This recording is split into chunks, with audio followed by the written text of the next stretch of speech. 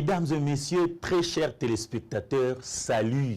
Cette émission vous concerne et elle vous concerne tous.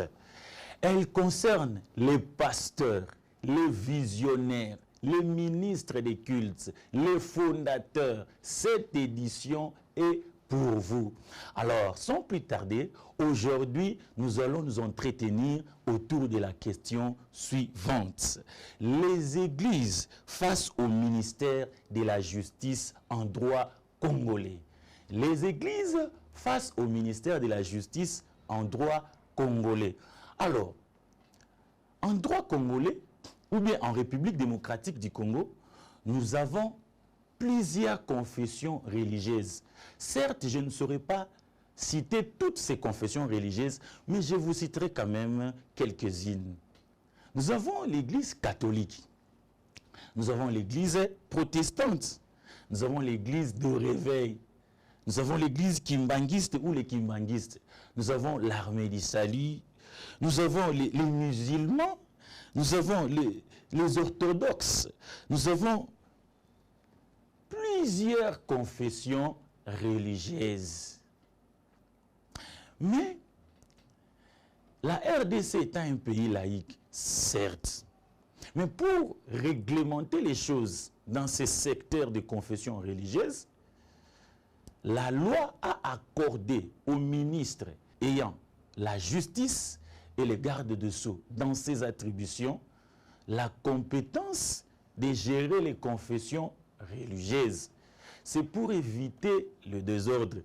Eh bien, le ministre de la Justice, c'est une autorité compétente pour gérer les confessions religieuses. Alors, comme il gère les confessions religieuses, pour encore une fois éviter les désordres, l'État congolais a prévu une loi qui puisse réglementer ces secteurs. Parce que vous êtes sans ignorer que les églises sont également des associations sans but lucratif. Et à ce titre, ce sont des associations confessionnelles. Et la loi qui régit les églises, c'est la loi numéro 004/2001 du 20 juillet 2001 portant dispositions générales applicables aux ASBEL et aux établissements d'utilité publique. Alors, nous avons des églises qui sont venues, qui ne sont pas d'origine congolaise. Par exemple, l'église catholique, c'est une église qui est venue, et tant d'autres églises. Et dans leur cas, ils ont des accords entre les saints sièges et le gouvernement. Mais les autres églises, qui sont les églises nées au Congo, les églises, permettez-moi l'expression congolaise, voici ce que la loi nous demande ou vous demande de faire. Donc vous ne pouvez pas vous réveiller, vous dites directement, nous sommes une église, vous commencez à œuvrer. Donc, dans un pays sérieux, les histoires ne se passent pas comme ça. Vous êtes ministre de Dieu, c'est bien. Vous avez reçu un appel, c'est bien. Vous avez eu un songe disant que vous êtes serviteur de Dieu, c'est bien. Et le matin, vous vous réveillez, vous mettez des chaises, des baffles, vous commencez l'église, c'est bien. Mais écoutez ce que dit la loi, parce que la loi est là pour réglementer ces secteurs. La loi que nous venons de citer, la loi numéro 004 de 2001, dit ceci. Si vous êtes une église, vous devez avoir ce qu'on appelle la personnalité juridique. C'est-à-dire, l'État doit vous reconnaître, l'État doit vous enregistrer, l'État doit vous autoriser, l'État doit vous donner vos droits et vos devoirs. En tant qu'église, vous êtes une personne morale. Mais pour que vous puissiez arriver à avoir la personnalité juridique, il y a des étapes à franchir. Bandeko balandi, lelo tozolobela, ba église face ya ministère, ya justice na droit congolais. Touti koloba tolobi, mutu atalaka makambo etali ba église na mboka na biso eza ministère ya justice. Netalaka makambo ya ba église. Alors pour makambo etambola malamu pe désordre ezalate, mobeko moko esi esalema kala mobeko ya 2001. oyo etalaka makambo ya ba association sans but lucratif pe ba établissement d'utilité publique. Mais mobeko wana ezalaka mingi mobeko wana ezalaka respecté te. Nzoka nde tant tozoloba awa eza na communiqué moko ministre ya justice auti ko bimisa communiqué numéro 013 soki na bosanité du 20 juillet 2024. Na kati ya communiqué wana ministre alobi makambo ebele oyo esengeli église esala soki esali te mbala mususu ekokangema soki pe esali te mbala mususu bakopesa église makoki ya kofungola bikuke lisusu te yango esengeli bolanda biso malamu mpo bososola nini esengeli bosala bino baye botambusaka mangomba oza pasteur atoza pasteur assistant landa émission oyo oyebisa visionnaire oyebisa représentant légal makambo ministre ya justice alobi poto tambola engebene na yango. Voilà. Sikoyo soki boza église bosi bosanganaka mwa batu ndambu likambo esengeli bosala mbangu na lombangu eza nini eloko liboso fo bosala esengeli bozwa statut bosala statut ya église na règlement intérieur. Vous devez avoir le statut de l'église ainsi que le règlement intérieur. Siko na kati ya statut na bino, il faut toyeba église na bino ekelama mukolo nini. Église ekelamanga mukolo tel et pas ya nani. Nani nde visionnaire. Nani ayaki na likanisi. Celui qui est venu avec l'idée. L'idée maîtresse. C'est qui le fondateur? C'est qui le visionnaire? Ça doit être mentionné dans vos statuts. À part ça aussi, toujours dans les statuts, on doit connaître les sièges de l'église. Où se situe l'église? Ça doit être dans les statuts. Église nabino ezalaka wapi? Na balabala nini? Na numéro combien? Na quartier nini? Na commune pe nini? Eza motuya. Soki sili, isengeli pe ba yeba, ba komaka membre ndenge nini na kati ya église nabino? Comment on devient membre? Comment on cesse d'être membre? Les conditions d'adhésion et d'exclusion. Il faut qu'on les connaisse. Esengeli bayeba yango bakoma membre ndenge nini balongaka pe membre ndenge nini dans une église. Nyonso wana esengeli komama. Esengeli pe na kati ya statut toyeba mbongo bokozwa wapi. Po makambo etambolanga na kati ya église eza motuya koleka. Esengeli toyeba bosalaka ndenge nini ba bien pe ya église. Lelo soki église ekangemi. Ba bien wana ekokende wapi. Omoni makambo oyo esengeli za na kati ya statut. Bosali pena règlement intérieur pour toyeba discipline ndenge nini batu bana kotambola mutu atamboli mabe akozwa etumbu ya lolenge nini. On doit connaître tout ça dans les règlements intérieurs. Alors si vous finissez maintenant avec le statut de l'église ainsi que le règlement intérieur, vous salaboui. Vous multipliez yango en 4 exemplaires la nanga malam. Si vous multipliez en 4 exemplaires, vous kena yango et pas ya notaire, à notarié yango. Ce qui a notarié, assisi à couper sabino acte notarié. Wana boza na statut, na règlement intérieur. Mbalamoko yokoma applicable et pas ya ba membre. Au membre nyonso fondateur ou ya salaka na direction et commis déjà nini applicable na niveau na bino. Et puis statut wana ndenge bozo kene nango esengeli ba membre nyonso effectif ou bi ba membre oyo bazalaka na direction batia mokoloto ba signer bango nyonso pour ça la nini et pesa yango poa et puis eleka malamu ce qu'on a tenu bino motuna l'église na bino bosambelaka kaka to pe bozana ba statut na règlement intérieur. Est-ce que dans votre église, est-ce que dans votre assemblée vous priez seulement ou vous avez aussi des statuts et règlements intérieurs? Faites vite, ayez vos statuts et cela va bien marcher. Si vous ne savez pas le faire, nous pouvons vous aider.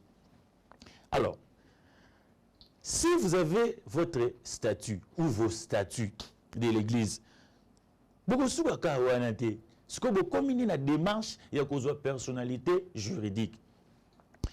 La deuxième étape que vous allez faire, c'est que vous devez avoir une liste. Une liste indiquant les noms, post-noms et prénoms, même les domiciles de ceux qui sont chargés de la direction de l'église. Au moins, dans l'église, ils sont chargés à l'administration, topé la direction à l'église. Ce qu'il faut ça la liste. Dans kati ya liste na tomoni nom, poste nom, prénom et domicile. C'est-à-dire bisika ba vandaka. Bokomi yango na kati ya liste wana. Bosangisi yango wana bozo constituer dossier pour bokende siko kokotisa na ministère ya justice ba pesa bino personnalité juridique. Nde ya motuya. Bozui nonu liste ya ba membre wana o ya direction ya église topé administration bokomi yango ba adresse na bango botie na kati non poste non na prénom.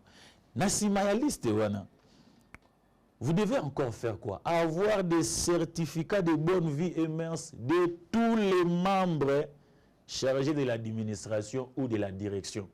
Avoir les certificats de bonne vie et mœurs. Le certificat de bonne vie et mœurs s'octroie au niveau communal. Donc, vous êtes pasteur visionnaire.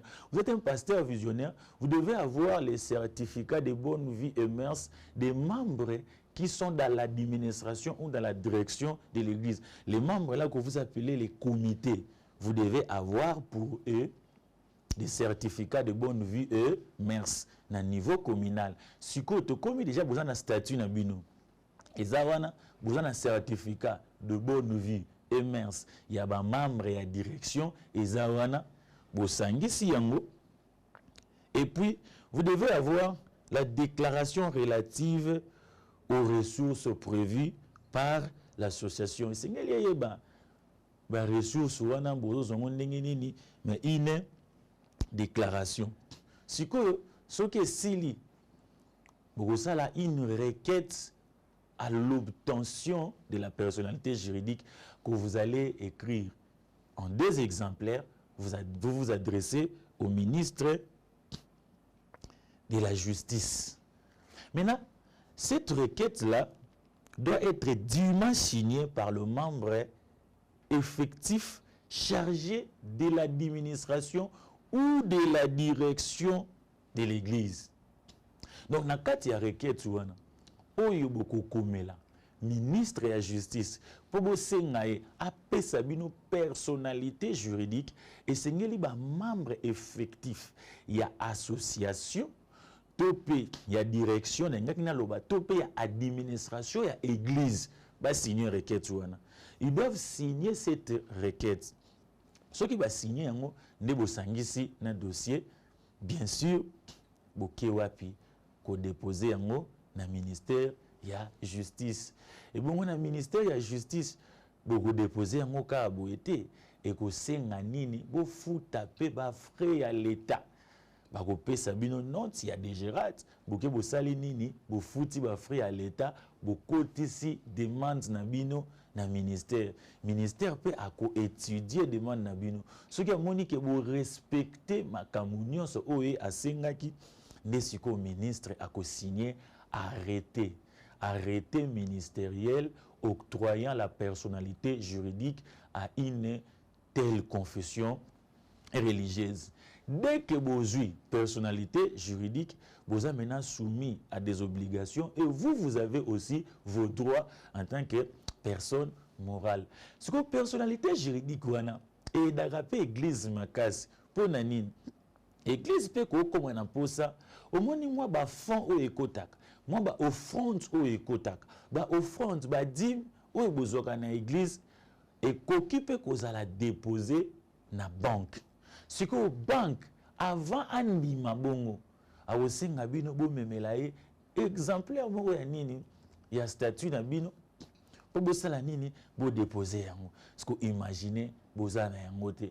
Bokoki ko linga bo signer pe moi contrat mo pour na soins de santé à ba serviteur na ba servante o bozana ngo tam susu ba membre ya direction mais boko signer contrat ndenge nini so bozana personnalité juridique te yango eza mutu bozo personnalité juridique parce que boko ko signer moi contrat na mutuelle de santé boko ko signer contrat quelque part na entreprise songolo et ko tongela bino école parce que les AP parmi ba objectif bien que ça objectif principal na binoté mais ça objectif secondaire Alors, pour comme à un niveau, il faut signer contrat, na organisation mususu et sengeli na bino bozala na personnalité payée juridique. On est à Moutouya et puis ministère de la justice a quoi enregistrer bino, a quoi compter bino parmi les confessions religieuses ou les églises qui sont en République démocratique du Congo. Eza Moutouya Koleka. Sikoyo, ministre de la justice, a lobelo omra Moutouya, na communiqué naye numéro 013. Na kati ya communiqué wala numéro 013, ministre de la justice a lobi. Que ba église, eza kaka na posa ya personnalité juridique te, po e banda, musala ya ba culte. Mais à peine à posa, il y a eloko moko alobi permis d'exercice des cultes. Bolandango malam. Il dit que les églises ont aussi besoin d'un permis d'exercice des cultes. Permis d'exercice des cultes. Au moment où vous avez chauffeur, oyebino ko poussa mutuka. Mais nanzela se vous avez permis de conduire te, ba koki ko sala nini ko kangayo. Et ça permis de conduire te ne la kisio ko poussa mutuka. Mais yango nde pesi yo droit ya ko sala nini ko poussa mutuka. Si ko zwa réflexion wana mema yango pe aba. Permis d'exercice des cultes eza nini o ezo pesa biso makoki. Ya ko sala nini ya ko tenir ba culte. Eza permis wana. Donc en d'autres termes, pensez mususu ezoloba ou eza caché kozala nini. Okoki kozala na personnalité juridique. Mais soki ozangi permis d'exercice de culte et kozala difficile pour exercer ba culte. Alors kozala na personnalité juridique. Donc bokoki kozala ba activité mususu oyo eza na kati ya statut na bino. Ndenge bozu personnalité juridique, c'est-à-dire bo créer na bino pe ba école, bo sala ni bo ken. Mais pour na makambo ya culte, le ministre a dit dans son communiqué, il faut avoir un permis d'exercice des cultes. Avant que vous ayez un permis, le ministre dit ceci, le représentant légal ou le fondateur ou encore le visionnaire ou le ministre des cultes doit se faire identifier. Il doit se faire identifier afin d'obtenir. C'est qu'il faut akende na ministère de la justice, topé na ba service ya ministère de la justice pour asala nini à se faire identifier. Avant ba pesa ye permis d'exercice, mais ba yeba quand même. Muto bazo pesa permis d'exercice de culte azanani. Asalaka nini na vie. Mutu yango aza un homme sérieux, to pas un homme sérieux. Wana sikoyo ngande na sengi bino ekozala important na représentant légal azala rapé na extrait pe casier judiciaire bayeba ke aza baladoté bayeba ke aza escroqué aza moyibité ayeba ke donc tout ça c'est quand même quelque chose ya mutuya o basengi awa. Mais ministre Lobi, il doit se faire identifier, qu'on les connaisse. Il est qui? Pesi permis d'exercice de culte. Alors, où va pesi c'est que mon toi pesi azape na makoki ya koboto la yo yango. C'est faisable en droit. Donc, l'autorité qui te confère un droit a aussi la possibilité de te retirer le droit qu'il t'a confié, à moins que la loi n'en dispose autrement. Donc, na ndenge toto kendele awa, c'est que ozala posa ya kozwa permis d'exercice de culte. Eza mutuya, eza très important. Sikoyo, bandeko misu bamituni, bamilobi wabi bon. Biso toza na cadre ya une communauté. Dans le cadre de la communauté, l'église mususu tobenga yango ba extension. Beaucoup d'extensions, beaucoup de cellules. Donc l'église mère, c'est ce représentant légal là qui a le droit de se présenter, de se faire identifier, permis d'exercice des cultes. Mais si quoi, mutu na peto ko mituna na kati awa. Et bon, ce qui pasteur y a extension, à se méconduire. Méconduite y a pasteur y a extension. Bah, pourquoi il s'est na mutu y a représentant légal, oui ou non? Est-ce que erreur y a pasteur y a extension songolo? Bah, koki koya ko retirer permis d'exercice de culte na représentant légal na ye, oui ou non? Biso na droit de l'infraction est individuelle. Alors, eza motuya, si ko représentant légal, abana ko veiller na ba extension na ye, de manière à ce que ceux qui amoni pasteur na ye moko, atamboli mabe, azwa déjà ba mesure, kolandisa ma statut na bango ya église, na règlement intérieur, ba église musu se kendaka mosika kutu esali ata manuel de procédure. Pourquoi pour la nini? Et ça déjà pasteur wana o atamboli mabe et tumbu. Tope punition oyo esengeli. Parce que ce qui va pesi église na bino, communauté na bino, permis d'exercice de culte, et linkoloba, ce qui va moni ke ba mbeba e komi mingi, ministre pa ko sala nini akoko botola yango wana etamboli ekozala malamu pe ekozala mutuya. Ministre alobi susuboy. Alobi pour que baloba ke bino boza une église, c'est que sengeli boza na personnalité juridique. Donc ceux qui boza na personnalité juridique te bakoloba, vous n'êtes pas une église. Baloba, vous n'êtes pas une église. Si quoi, après si délai, il y a 3 mois. Délai il y a 3 mois, on a passé nini. Alors, il y a une confession religieuse moussoussou. Et il y a qui, écoute ça qui, statut na bango, puis tout le mikanda na bango, mais ba pesa bango accusé de réception, F90. Ba pesi bango, ba enyoso bazwa F90. Bo sala na lombango. Apesi kaka 3 mois. Na 3 mois na pesi, ils avaient déjà à partir le 20 juillet, né ils ont coulé. Abibo kendi na lombangu na ministère, bo sala nyonso esengeli selon loi autoti ko pesa bo vérifier article 4 ba condition et pesa mi pour obtention de personnalité juridique na article 32. Bo sala nini, bo respecter yango, bo ya kozwa ba arrêter na bino ya personnalité juridique.